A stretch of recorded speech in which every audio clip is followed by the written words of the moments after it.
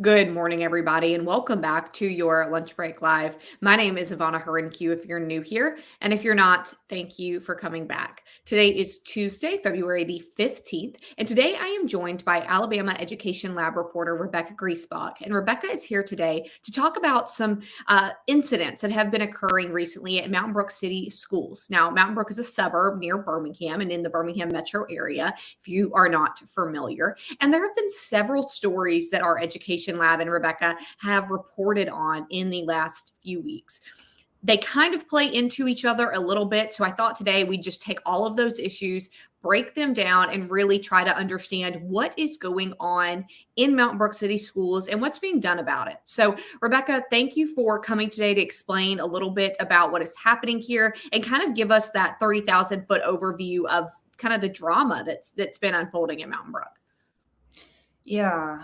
So there have been a lot of things that have happened in the past month with Mountain Brook. You might remember back in the summer, there was a lot of controversy over the programs or over the school district's anti-bias programs, which it eventually backtracked on. But ever since then, there hasn't been a whole lot of talk about what it's doing with its anti-bias trainings or other diversity programming. And now we've got a couple different things that have kind of transpired over the past month. So the first was an incident at a high school where a history teacher was doing a lesson supposedly on the Bellamy Salute, which was basically the gesture that people would do during the Pledge of Allegiance that closely mimicked a Nazi salute before that fell out of favor and was adopted by the Nazis. And so he allegedly got the class to perform it, and that a student, a Jewish student, felt uncomfortable, took a photo, and was reprimanded, said he was reprimanded by the school for that. Well, and I want to stop you and just break that down a little bit because that's a loaded story right there. Right. Now, I know one of our other education lab reporters, Trish Crane, had really reported on that and done some more on the ground reporting there. And again, we're kind of doing the overview, but it's worth repeating that there was a teacher, a high school teacher, who was giving lessons about this salute and about this era. And this is again about World War II times, pre-World War II, and asked the students to get up and essentially demonstrate this salute that ended up becoming the Nazi salute, for lack of a better term here.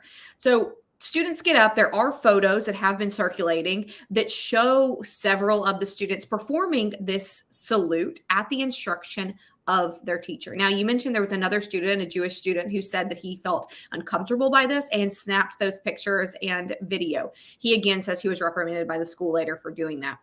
But I want to talk about the lesson here and the teacher demonstrating this salute. So, Rebecca, you cover education and you have covered high schools. I know that you are in even a high school each week. Have you ever heard of this happening before in a high school classroom? So teachers model things all the time. Like, it's an effective way to get students engaged about a particular topic. I'm not aware of any lessons in Alabama schools that mimic this, but we know from Holocaust educators that mimicking any kind of hate symbol is inappropriate. While modeling is a common practice, you should never get students to model any kind of hate symbol, or really be careful when you're talking about really dark moments in history and thinking about, graphic images and videos, and certainly not getting students to simulate those. So yeah, I mean, I don't know what was going through this history teacher's head, but educators, national experts say that this is not the way that you should treat a lesson like that. And to my understanding, this was actually sort of like a side note kind of fun fact that was presented in class. It wasn't an actual unit. And I'm hearing from Holocaust educators as well that they don't have time really to cover a whole lesson on the salute. So the topic as well is something that's kind of kind of weird to present to a class full of students. Yeah, whether again, we don't know what was going on in that teacher's head, like you said, whether that is ignorance or discretion. Either way, it happened. And again, we have the photos to show that this happened. So, something that I think is equally as puzzling to many people, especially people in the Birmingham metro who are aware of Mountain Brook and the history of Mountain Brook. We know that Mountain Brook City Schools and just the suburb in general is one of the wealthiest and one of the whitest suburbs in Alabama. It is also home to one of the largest Jewish communities in Alabama. So I think that most people see this story, and while anywhere else they would be alarmed, not only are they alarmed, they are also surprised because Mountain Brook does have that big Jewish community. So you see something like this happening, this demonstration of a Nazi salute, and then you look at where it's happening with such a plethora of Jewish students. It's bizarre, Rebecca. It's bizarre in any case, but especially in this community, I think that just adds a little bit of a layer there of confusion. Yeah, and I mean, I've spoken to people who aren't surprised when things like this happen. You know, the town has a long history of anti-Semitism in the schools. Back in the day, like they wouldn't allow Jewish students in their kind of fraternities and sororities in the school, and then recently. 2020, we had the Snapchat photo of a student drawing a swastika on another student's back, which sparked a lot of discussion that has seemed to lose a little bit of momentum, even though there are very involved community groups and organizations. There's also a lot of pushback, largely from vocal conservative parent groups that do not want some of the changes that the school district is proposing to supposedly fix those issues. Well, and that's a good thing to bring up here because we look at, again, you mentioned an earlier incident. We look at this incident, we look at today, and I think that most people can look back and say the teachers are responsible here and the parents are responsible because we look at the students in these schools and by and large they're minors, right? And they are kids, they are teens. We look at the parents and we look at the teachers to set those examples. So that brings us into this other conversation of social emotional learning. Now, you mentioned last summer, and I believe you actually joined us last summer to kind of break down a little bit of the backlash against anti-bias training, which sounds like several double negatives, but that's what was happening there. So that kind of has come back into the spotlight after this incident last month in the schools with this Nazi salute. So now the board and the parents are talking about social emotional learning. So Rebecca, tell me a little bit about what social emotional learning is and why people are talking about it now. Yeah. So all of these issues can get a little confusing. I just want to make clear that they're separate in a lot of ways, but some of the same kind of programs and initiatives might be able to solve some of these issues. So that's what the advocates are saying. And social emotional learning has kind of gotten confused recently with all the other three-letter acronyms that there are, CRT, DEI. They're all separate, but they might have some kind of threads with, how do schools think about how they want to talk about cultural issues or making sure that all students feel safe in the schools. So they hit on those same themes, but they are very separate concepts. Social emotional learning is largely a behavioral tool, and it's used by counselors. So there are a bunch of different ways that it can pan out. Sometimes it's like a curriculum, either that's designed by the counselors themselves or by an outside provider that goes over basic social skills. Some of those are like self-awareness or responsibility, time management, things like that can help you succeed in school and also manage your emotions well. I mean, we know we're in a time now, the pandemic, there are crises. Schools are dealing with behavioral crises every day. And experts increasingly say that SEL can help solve some of those issues.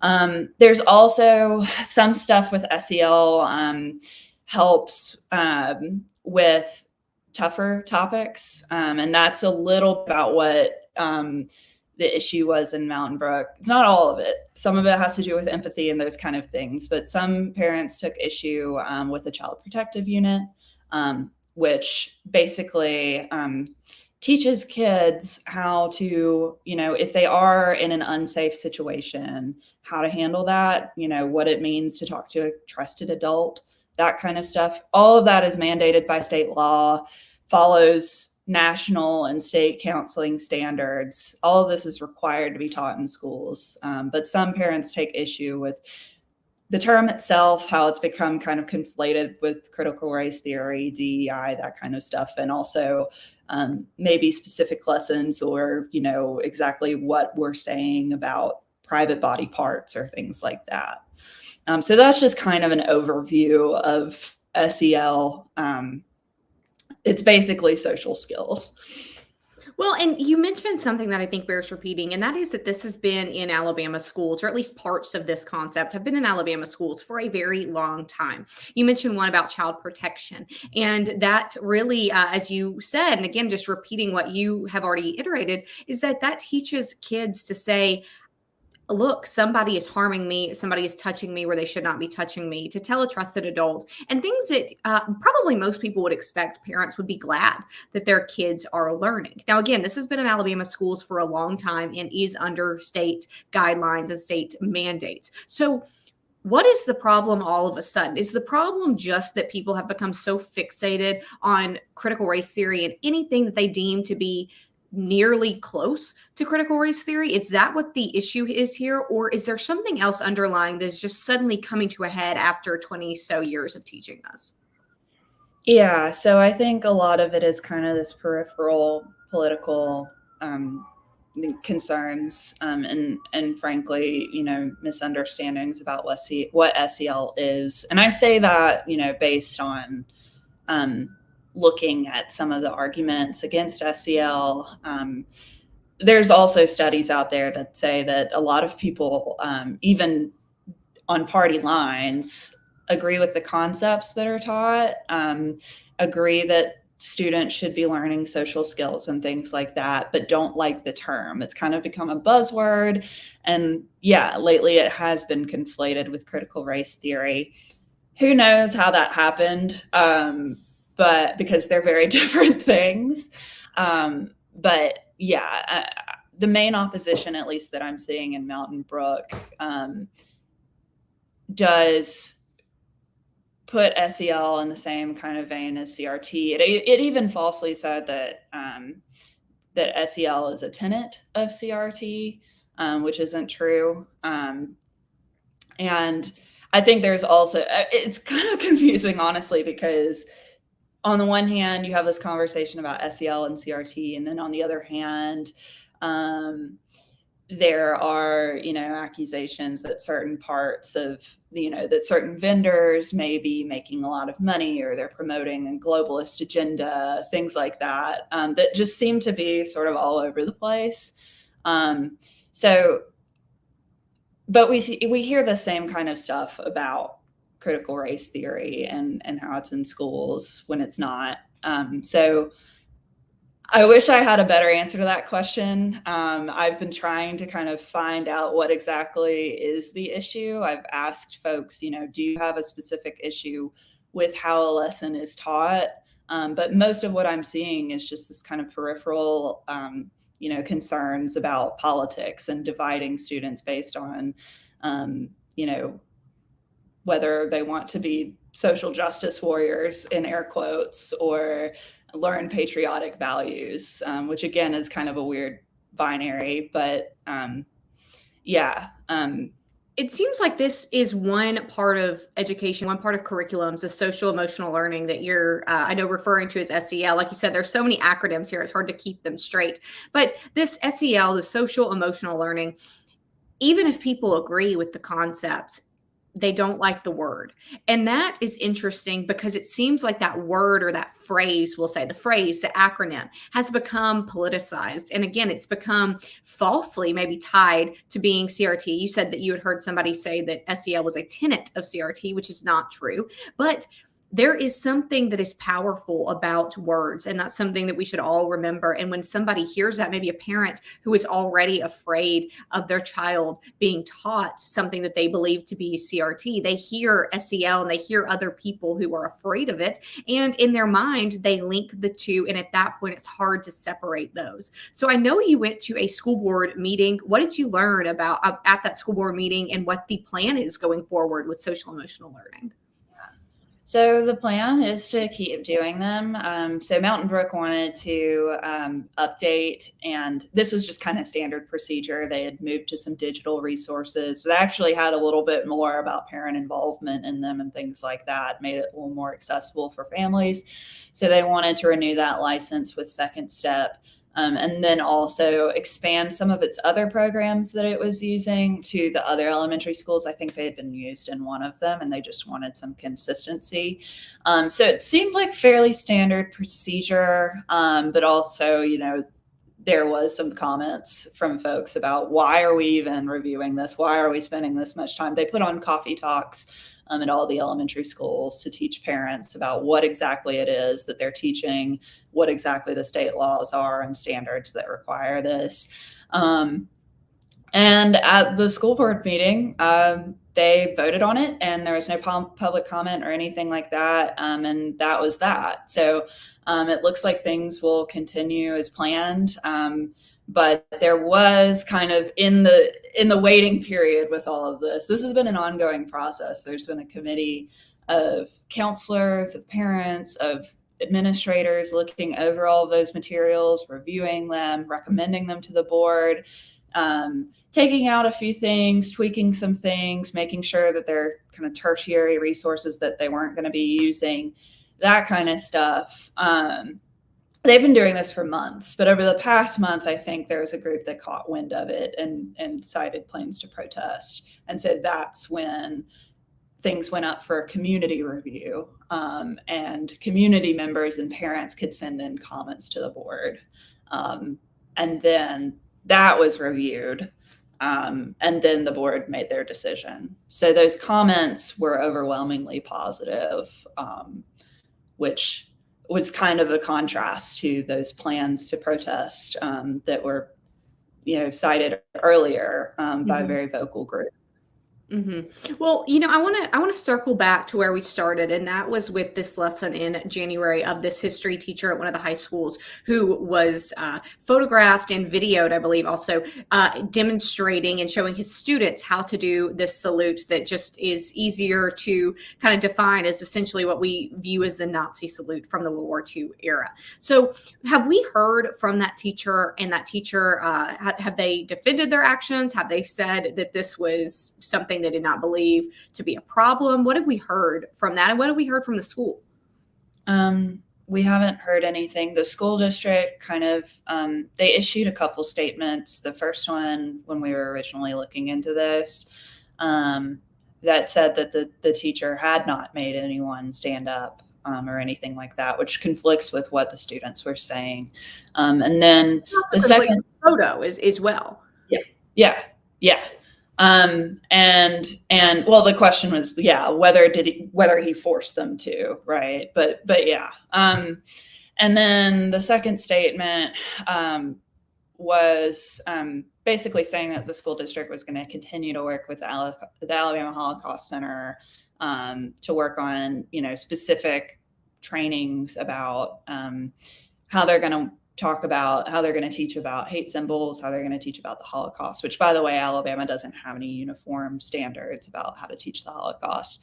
And the last thing, that was a few days ago. I asked about it at the board, and that's the only update that they have, is that they're going to continue to do that.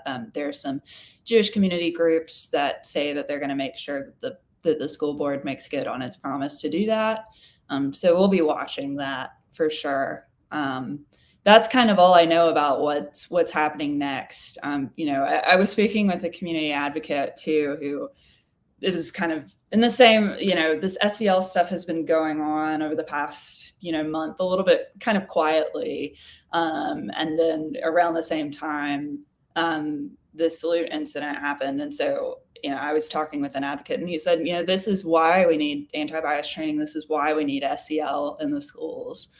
So I don't know, I don't know like what exactly, if they are going to eventually maybe adopt some specific anti-racism or anti-Semitism resources with their SEL stuff, or if they're just going to continue to work with the Alabama Holocaust Center and what those trainings look like too. A lot of different storylines coming out of the Mountain Brook City Schools District this morning and for the last couple of weeks. Rebecca, thank you so much for your insight here. I know that your and all of your colleagues' work can be found on the Education Lab page on AL.com. I will make sure to leave a link here for anybody interested. And you can also follow Rebecca's reporting there as well. So again, Rebecca, thank you for breaking this down. Everybody, thank you for watching, and we'll see you tomorrow.